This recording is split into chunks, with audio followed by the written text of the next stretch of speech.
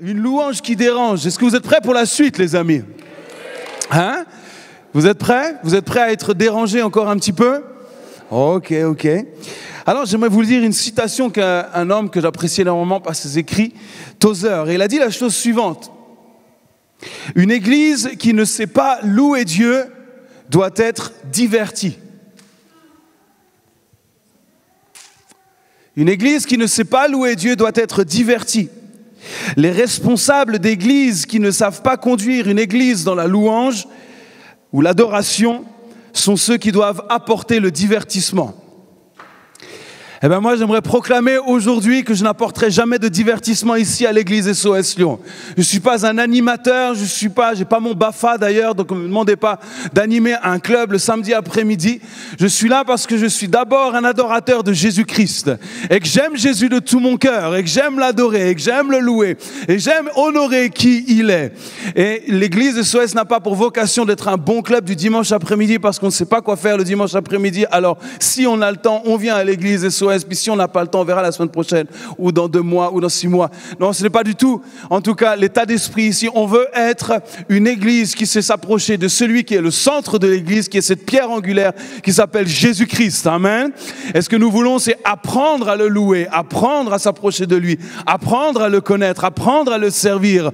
Et en tout cas, je ne souhaite jamais que Dieu nous aide à ne jamais être une église juste pour divertir le peuple, mais que nous soyons véritablement ces enfants, ces fils et ces filles qui viennent honorer leur Père Céleste. Amen.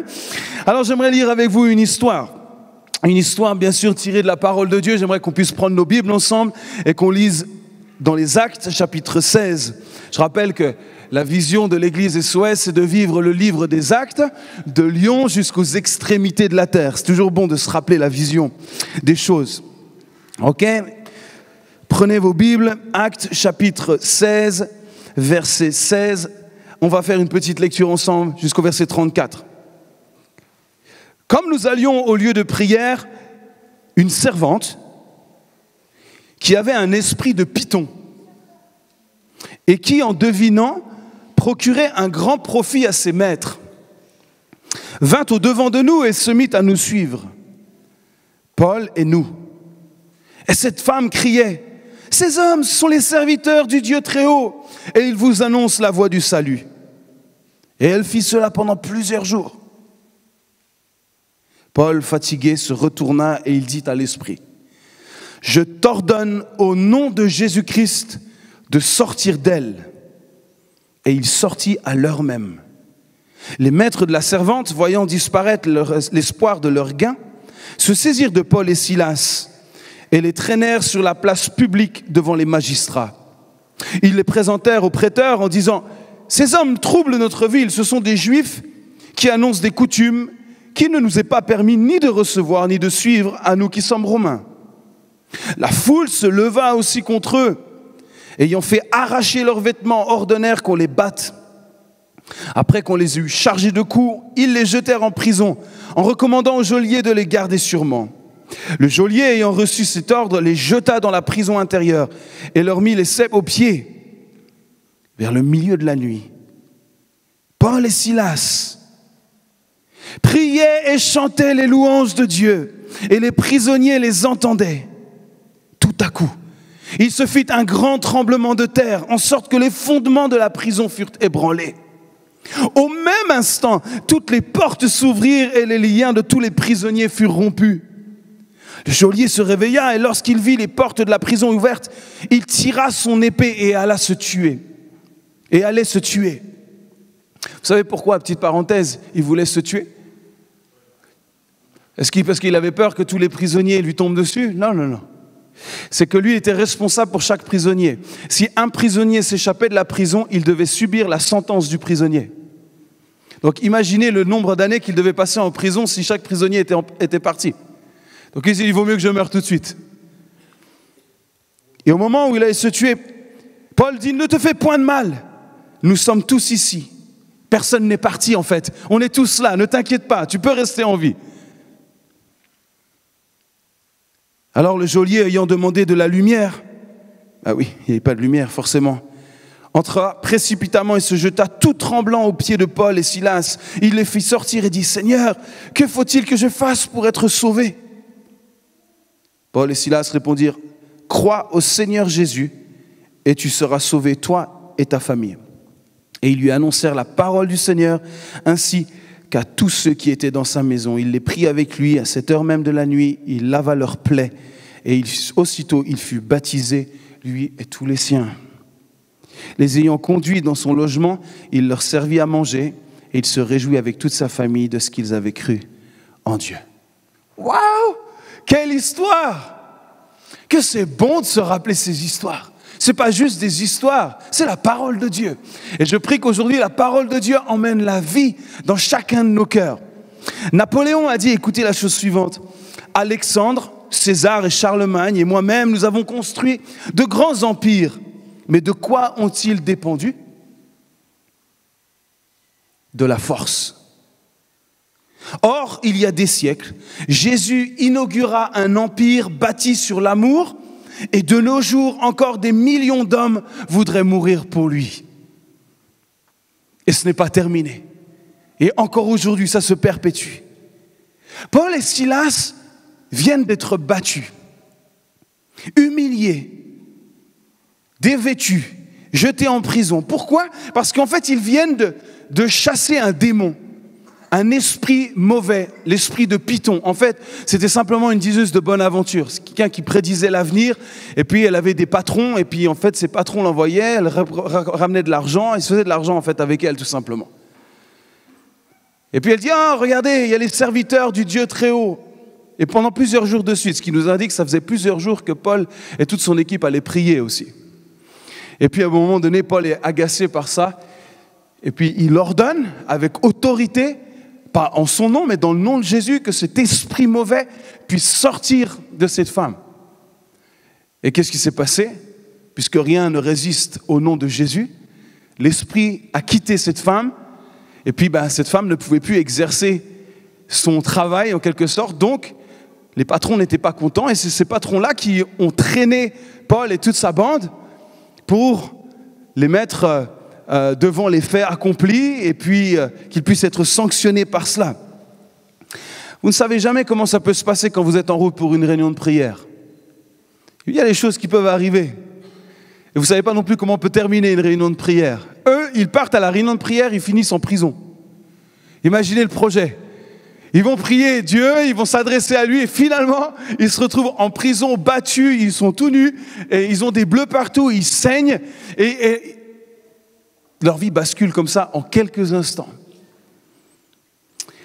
Et là, Paul et Silas, ce qu'on voit, c'est qu'ils agissent avec foi, avec une autorité face aux esprits mauvais. Ces esprits qui s'opposent tout simplement à la vérité. Et j'aimerais nous dire encore aujourd'hui, ne prenez pas peur, mais il y a des esprits encore mauvais qui s'opposent à la vérité. Aussi bien Dieu n'a pas changé, mais le diable n'a pas changé non plus.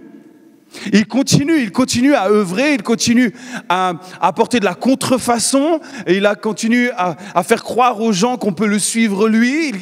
Il a continué, il reste le plus grand prince du mensonge, il reste celui qui intimide, il reste celui qui, il nous a dit quoi la Bible?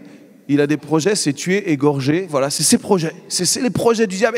Les projets n'ont pas changé, mais la bonne nouvelle, c'est que nous n'avons pas à avoir peur de cela non plus. Paul et Silas ont une autorité en Jésus-Christ. Et notre Jésus-Christ est le Jésus-Christ de Paul et Silas. Amen. Et nous n'avons pas à craindre non plus quoi que ce soit ou qui que ce soit. Nous sommes appelés à déranger le monde des ténèbres car nous sommes la lumière en Christ. Paul et Silas, en fait, et toute son équipe, dérangent les ténèbres à ce moment-là. C'est pour ça que cette femme, en fait, est toujours en train de les interrompre. Ils dérangent. Pourquoi? Parce qu'en eux, il y a Christ. Et quand Christ est dans une vie, ça dérange le monde des ténèbres. Ça dérange autour. Vous savez que le commandement le plus répété dans la Bible, c'est « n'aie crainte ».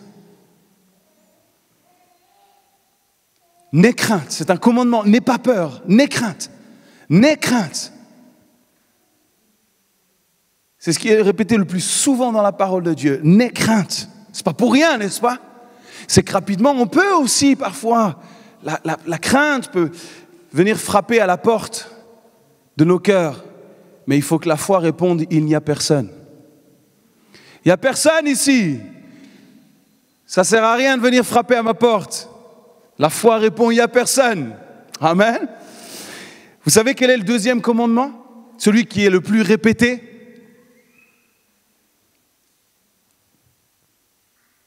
Chante.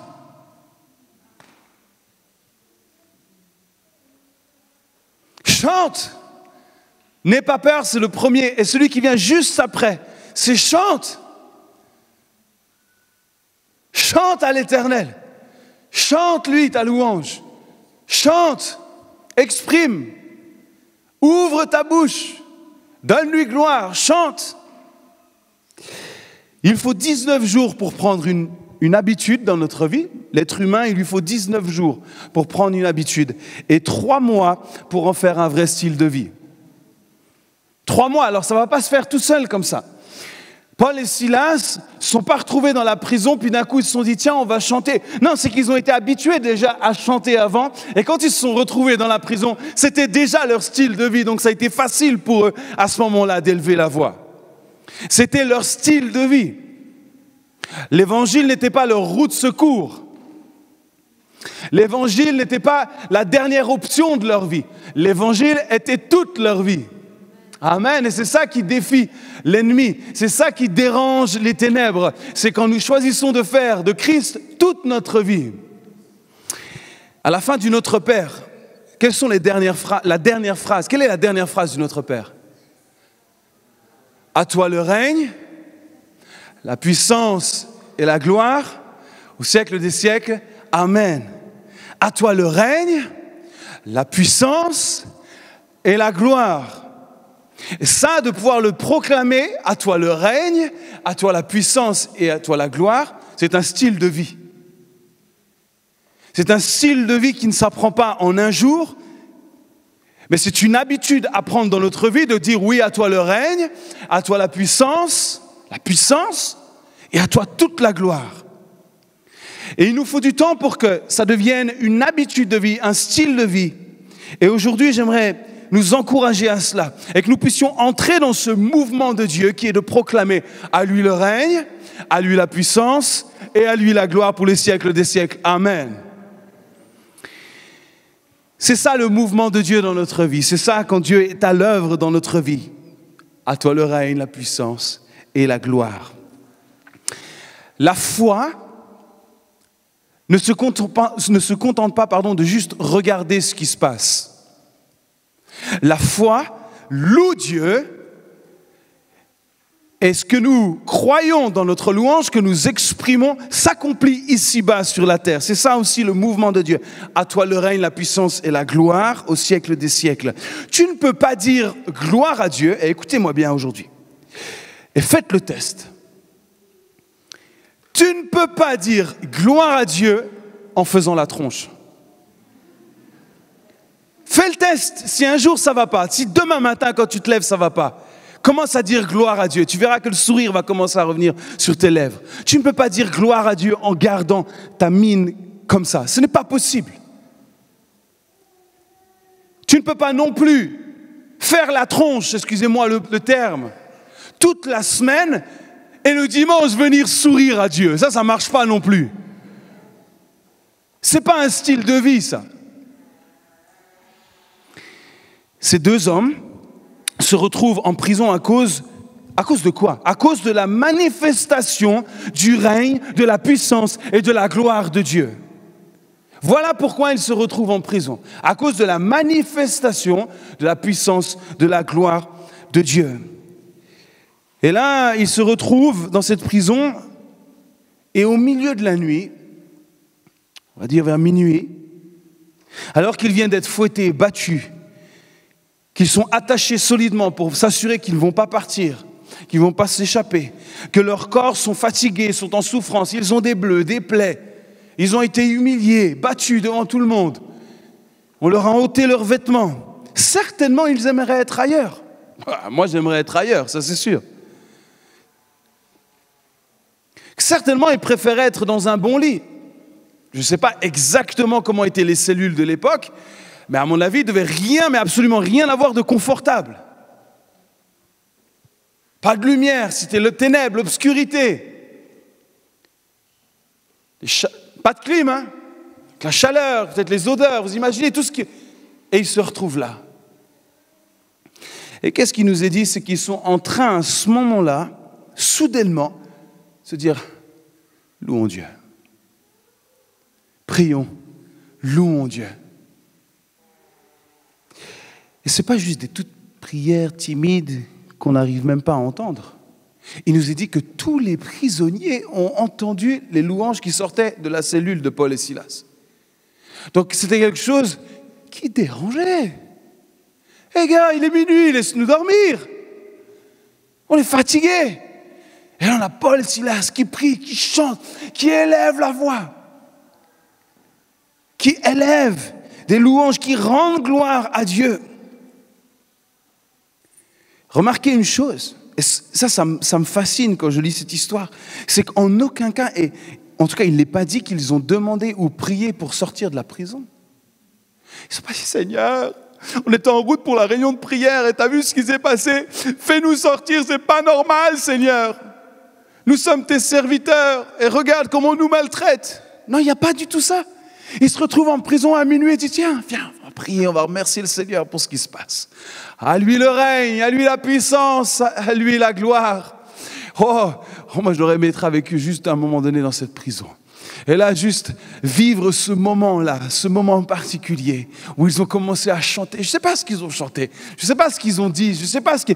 Mais il y a quelque chose en eux qui était bien plus fort que les circonstances dans lesquelles ils étaient. Et ils ont commencé à élever leur voix et à prier de tout leur cœur. Et ce chant était simplement, je dirais, l'expression de toute leur foi. Ils ne cherchaient pas à animer un temps de louange dans la prison. C'était leur foi qui s'exprimait ce moment-là. Et j'aimerais vraiment nous encourager avec ça. Moi, c'est ça qui m'intéresse. Je me dis, comment c'est possible d'élever un chant comme ça? Comment c'est possible quand tout ce qui est en moi ne veut pas louer Dieu, mais tout ce que j'ai reçu de Dieu me pousse à lui donner gloire malgré tout? C'est ça que je veux vivre, moi. Je veux aussi, moi, comme Paul et Silas, quand l'épreuve vient me frapper, et je n'ai pas vécu ce qu'ils ont vécu, mais voilà, on vit tous nos moments d'épreuve. Mais moi aussi, je vais être capable de choisir de louer Dieu et de chanter « À toi la gloire, le règne, la puissance. Je veux te voir paraître devant moi aussi, Seigneur. Je sais que tu as la solution. Je sais que tu prends tout au sérieux dans ma vie et ce qui se passe actuellement. Rien n'est tombé au hasard et tu as déjà l'issue là où je me trouve. Tu sais exactement quel est mon prochain pas et c'est à lui que je vais faire confiance. C'est ça qu'ils ont commencé à déclarer. Ils ont donné gloire à Dieu. Ils n'ont pas cherché à ce qu'il les libère de la prison. Ils ont dit merci pour la prison. Et autre chose, à toi le règne, la puissance et la gloire. J'aimerais nous poser cette question, sommes-nous des enfants des circonstances ou sommes-nous des enfants véritablement de la foi? Est-ce que nous croyons plus les circonstances? Nous mettons plus notre foi dans les circonstances ou dans ce que Dieu dit ou ce que Dieu est ou dans les promesses qu'il a données?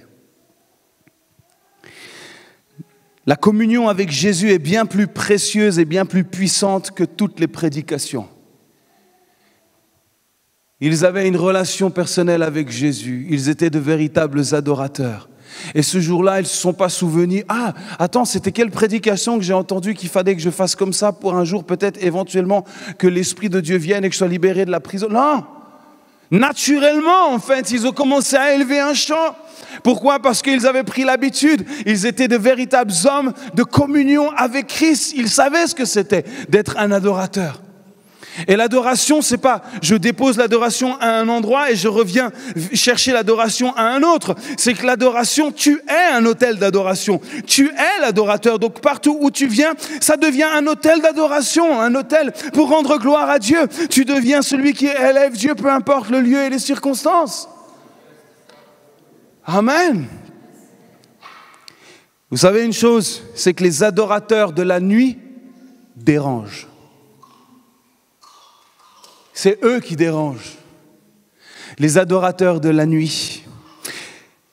Les vrais adorateurs. Peut-être vous m'avez déjà entendu dire ça, mais j'aime le répéter. Les vrais adorateurs ne cherchent pas les conditions idéales, mais ils réalisent qu'ils sont les personnes idéales pour changer les conditions. Ça, c'est les vrais adorateurs. Ça, ce sont ceux qui s'attachent à qui est Dieu et ils ne s'attachent pas à ce qui se passe autour d'eux. Ça, ce sont les véritables adorateurs auxquels nous sommes appelés à être, à vivre, à expérimenter. Les adorateurs de la nuit. Et en méditant sur ce message, ces jours, il y a quelque chose qui m'est revenu vraiment en parallèle avec cette histoire et Paul et Silas. Et je me suis replongé dans la parole et dans Matthieu chapitre 27, verset 45, j'ai retrouvé une histoire similaire à celle qu'on vient de lire. Et écoutez ce qui s'est passé. Vous allez voir le nombre de points communs qu'il y a entre cette histoire, entre Paul et Silas dans la prison, et cette histoire que vous connaissez tous. Matthieu 27, depuis la 6e heure jusqu'à la 9e, donc c'est-à-dire au milieu de l'après-midi, il y eut des ténèbres sur toute la terre. L'obscurité est venue au milieu de l'après-midi. Et vers la 9e heure, Jésus s'écria d'une voix forte. D'une voix forte. Il est venu déranger encore une fois. Mon Dieu, pourquoi m'as-tu abandonné? Quelques-uns de ceux qui étaient là, l'ayant entendu dire, il appelle Élie. Et aussitôt, l'un d'eux courut prendre une éponge qu'il remplit de vinaigre et l'ayant fixée à un roseau, il lui donna à boire. Mais les autres disaient, laisse, voyons si Élie viendra le sauver. Jésus poussa de nouveau un grand cri et rendit l'esprit. Écoutez, et voici, le voile du temple se déchira en deux, depuis le haut jusqu'en bas. La terre trembla, les rochers se fendirent, les sépulcres s'ouvrirent. Ça, on oublie parfois de dire ce qui s'est passé véritablement quand Jésus est mort sur cette croix. Il est mort, il faisait sombre, c'était ténébreux. Les rochers, les pierres ont commencé à se fendre. Les morts ont commencé à sortir de leur sépulcre. Ouh, vous imaginez ce qui peut se passer à un moment donné si ici à Lyon, il se passe une chose pareille? La nuit commence à arriver vers 3h de l'après-midi. Et d'un coup, alors que tout le monde se demande ce qui se passe, il voit Tanti Suzanne qui est morte depuis 45 ans qui arrive. Hey, salut, je voulais te revoir. Imagine le truc. Tout va bien à la maison? Panique à bord. Les morts commencent à marcher et ils disent qu'ils vont vers la ville. Ils sont tous en direction de la ville. Plutôt dérangeant comme scène quand même. Hein? Les sépulcres s'ouvrent et plusieurs corps des saints qui étaient morts ressuscitèrent. Ils sortirent des sépulcres. Ils entrèrent dans la ville sainte et apparurent à un grand nombre de personnes. Et qu'est-ce qui se passe? Le centenier, comme le geôlier, le centenier et ceux qui étaient avec lui pour garder Jésus, ayant vu le tremblement de terre et ce qui venait d'arriver, fut saisi d'une grande frayeur et dirent, écoutez, assurément, c'est certain, il n'y a pas de doute, cet homme était le Fils de Dieu. Waouh! Le voile se déchire, la terre tremble, les rochers se fendent, les sépulcres s'ouvrent, des morts ressuscitent. Dérangeant ou pas? Le Maître, sur cette croix, pousse un cri, rend gloire à Dieu. Il est là sur cette croix, seul.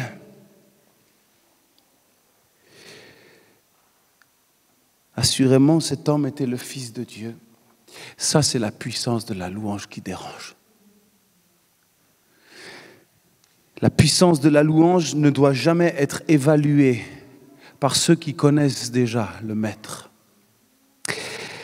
Pourquoi? Parce que la louange n'est pas pour nous, elle est pour lui. Donc nous n'avons aucun droit pour dire si une louange elle est bien ou elle n'est pas bien. Il n'y a que lui qui peut dire si elle est bien, parce que c'est à lui que ça s'adresse d'abord. Okay? Par contre, si elle est puissante. Par contre, si la louange, elle est suffisamment remplie de foi, elle est suffisamment dérangeante, alors les personnes qui sont autour, les personnes qui sont là, les personnes peut-être comme vous, peut-être comme toi qui viens aujourd'hui, doivent être dérangés, suffisamment dérangés pour repartir avec l'assurance que ici, dans ce lieu, il y a Jésus. Ici, dans ce lieu, il y a la présence du roi. Ici, dans ce lieu, Dieu règne. À lui la puissance, la gloire, l'honneur, la louange et toute autorité vient de lui. Ça, c'est la louange. Quand nous verrons sortir des gens de ce lieu ou des gens qui viennent pour la première fois se mettre à genoux parce qu'ils reconnaissent qui est Jésus dans les temps de louange, alors nous pourrons dire assurément cette louange est une louange qui dérange. Pourquoi? Parce que les ténèbres qui sont dans leur vie ne peuvent pas soutenir la lumière qui est dans la nôtre. Alors ils sont soumis à la lumière qui est dans la nôtre. Alors si les gens ne le font pas, ce n'est pas de leur faute, c'est de notre faute aussi parce que la lumière ne brille pas encore assez. Et il faut que cette lumière brille davantage. Nous remettons souvent beaucoup la cause, oui mais les gens sont libres. Oui, ils sont libres, mais cette femme qui dérangeait l'apôtre Paul à ce moment-là, elle n'a pas eu le choix. Il a dit, au nom de Jésus, sors. Qu'a fait le démon? Il est sorti. Nous avons autorité dans le nom de Jésus pour déclarer qu'ici dans ce lieu, nous voulons que la lumière de Christ brille toujours. Amen. Nous voulons voir le règne et la puissance et la gloire de Dieu ici dans ce lieu. Amen. Et ça, c'est notre responsabilité à tous. Le voile qui était dans le temple, je n'ai pas le temps d'expliquer pourquoi il y avait ce voile-là, c'était dans l'ancienne alliance, on ne pouvait pas rencontrer Dieu d'une manière libre comme nous le vivons ici, c'est pour ça que Christ a dû passer sur la croix pour nous permettre de pouvoir accéder à Dieu. Mais le voile, j'aime cette image que le voile a été déchiré de haut en bas. En quelque sorte, l'homme ne pouvait pas faire une chose pareille.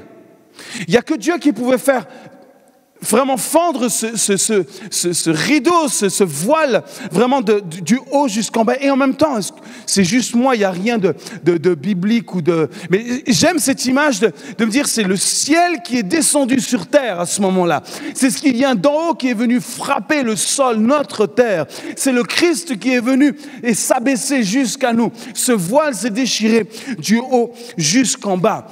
Le problème que nous avons parfois, c'est que nous voyons trop la louange juste comme « moi je m'adresse à mon Dieu ». Et puis quand on se regarde nous, on dit « oui mais je ne suis pas vraiment digne en fait d'élever la voix ». Oh puis moi je suis pas suffisamment bon chanteur et moi je ne suis pas suffisamment ci et je suis pas. Donc notre louange elle est toute petite en fait parce qu'on est complètement recroquevillé sur nous-mêmes, on regarde qu'à nous-mêmes quand on loue Dieu.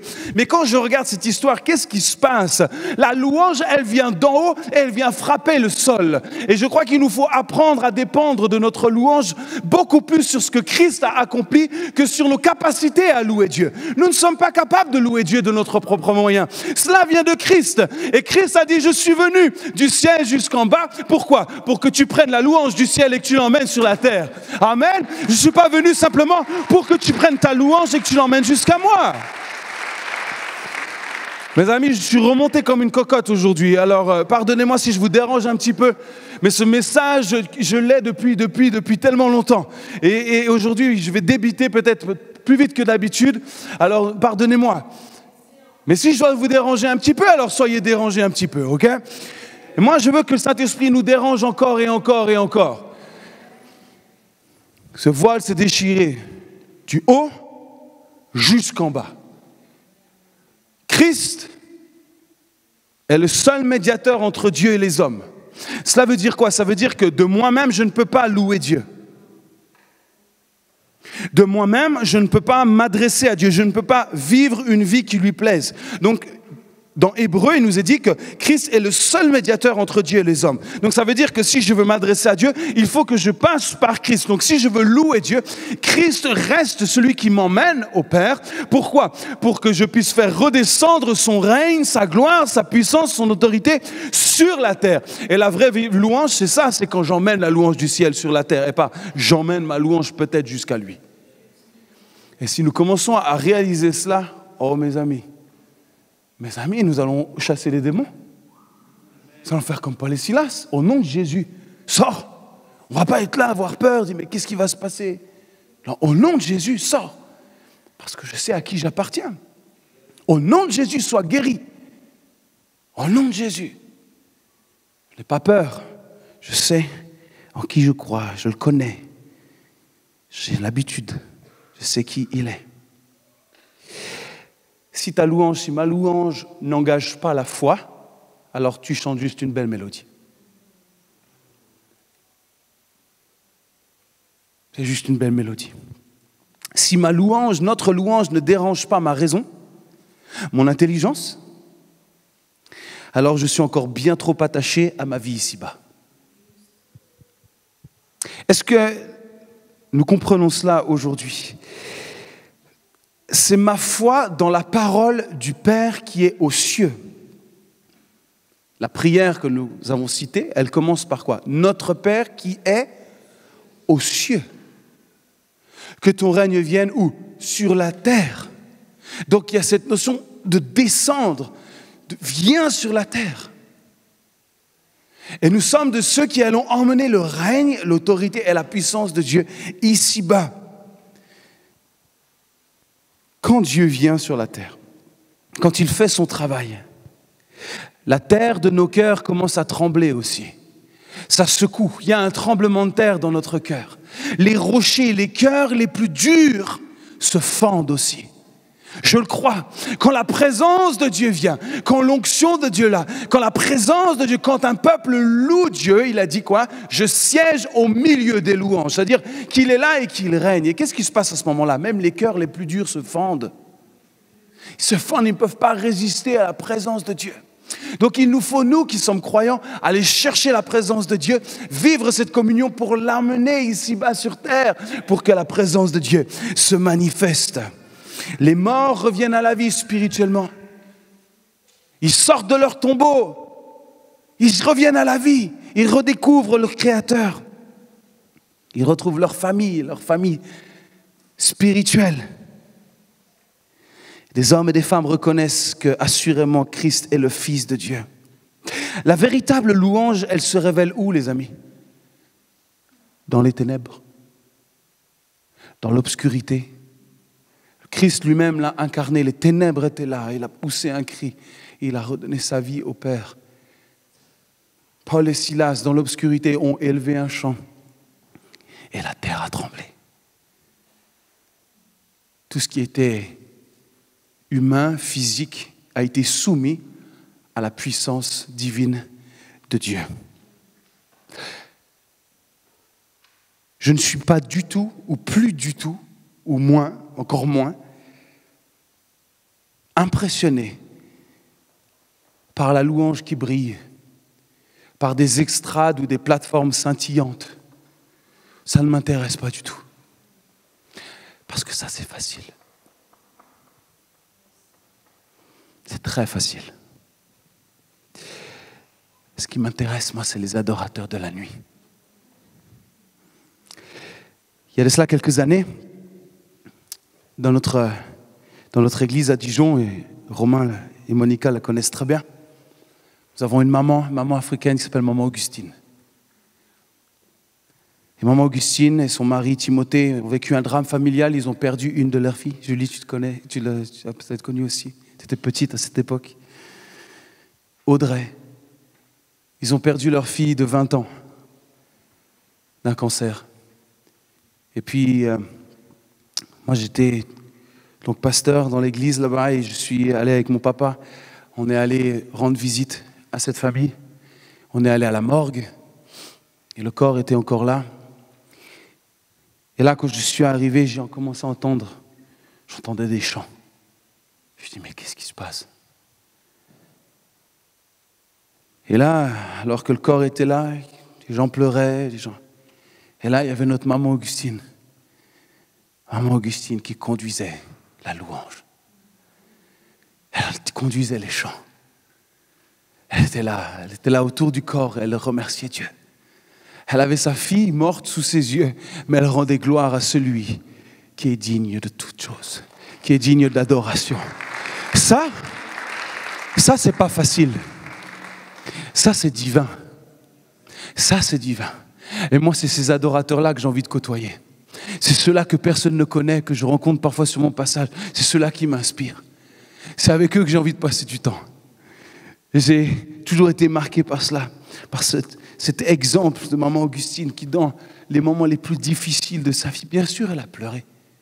Bien sûr, je l'ai entendu pleurer, bien sûr. Mais au milieu des pleurs, elle a rendu gloire à Dieu. Elle a rendu gloire à Dieu pour sa fille qu'il avait choisi de reprendre. Je crois que nous devons veiller, notamment la plus jeune génération, à être trop attirés par ce qui brille, au lieu d'apprendre à amener la vie là où il y a les ténèbres, à amener la lumière là où il y a l'obscurité, à emmener la vie là où il y a la mort. Ne vous attachez pas trop à ce qui brille, mais attachez-vous au mandat que nous avons tous reçu, d'être la lumière dans les ténèbres. J'y crois parfois que cette génération préfère se divertir plutôt que déranger.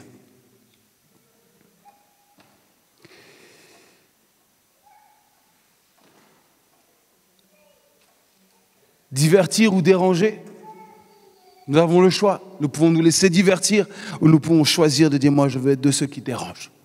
Tu peux te divertir, il n'y a aucun problème. Tu seras même sauvé, il n'y a aucun problème. Mais tu ne laisseras jamais aucune trace. Les gens ne pourront pas te suivre, tu n'auras rien laissé dans ta vie. Si tu choisis de déranger, tu laisseras des traces. Des Paul et Silas, des mamans Augustine. On s'accroche à ce qu'ils ont fait.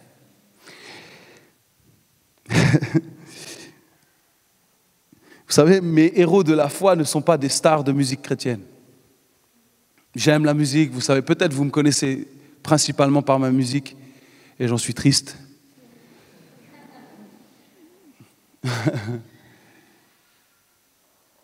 Je souhaite vraiment qu'à la fin de ma vie, les gens ne retiennent pas juste « je chanterai gloire à l'Éternel ». Et que j'ai pu laisser des traces suffisamment visibles de foi pour inspirer à vivre une vie dévouée pour suivre le royaume de Dieu et faire prospérer le royaume de Dieu. Et pas juste être quelqu'un qui écrit des chants, même si je crois que c'est quelque chose que Dieu m'a donné et qu'il donne aussi à beaucoup. Mais mes héros de la foi, je ne sais même pas s'ils chantaient bien. Je ne sais même pas s'ils avaient des belles voix. Mais ce qu'ils ont fait résonne dans ma vie plus que n'importe quelle chanson aujourd'hui. C'est ça qui fait écho dans mon cœur aujourd'hui. Des Marie Durand, des Hudson Taylor, des Charles Studd, des William Carey, des David Livingstone. Peut-être c'est tous des noms que vous ne connaissez pas, ou peut-être que vous connaissez. Mais je crois qu'il nous faut arrêter de juste écouter des gens qui parlent, mais suivons des gens qui agissent. Il y a un fléau.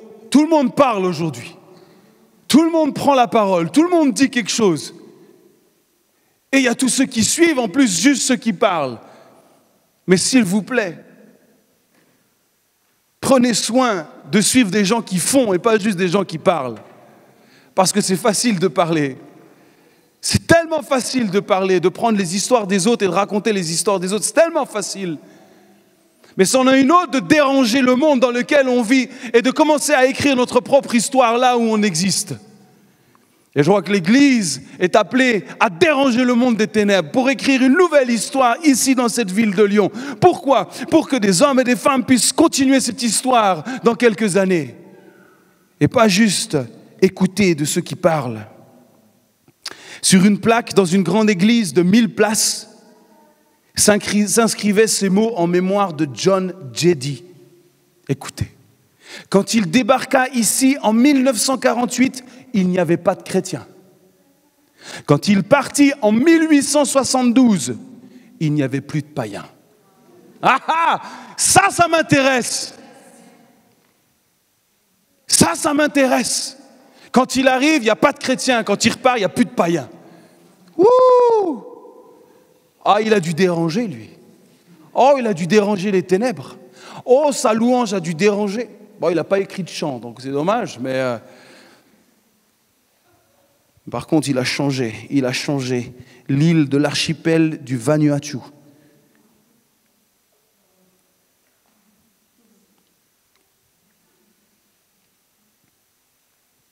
Une toute petite île. Toute petite. Mais il a su écouter la voix du Seigneur, la voix de l'appel qui l'a emmené sur cette île, dans les ténèbres.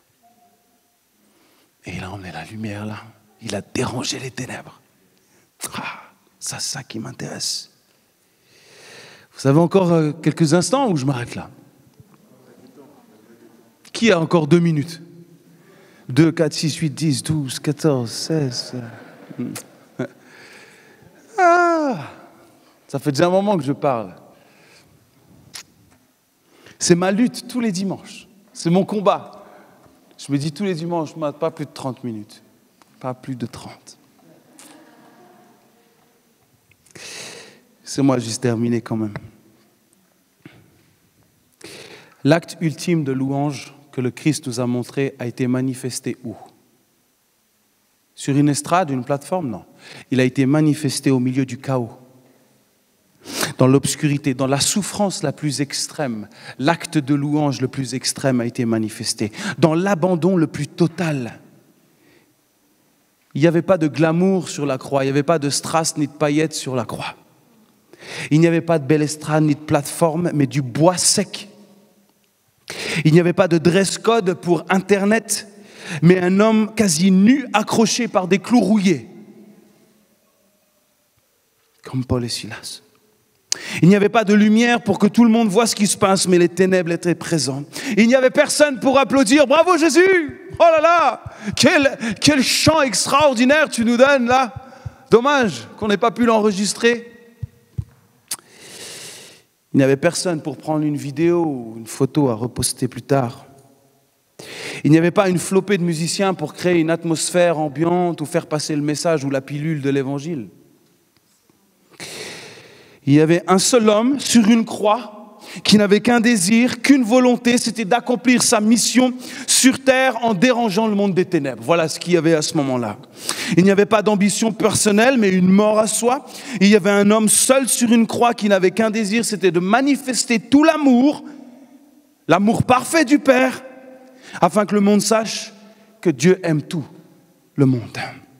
Et il y avait un seul homme abandonné de tous, mais donnant gloire à Dieu seul. Voilà ce qu'il y avait à ce moment-là.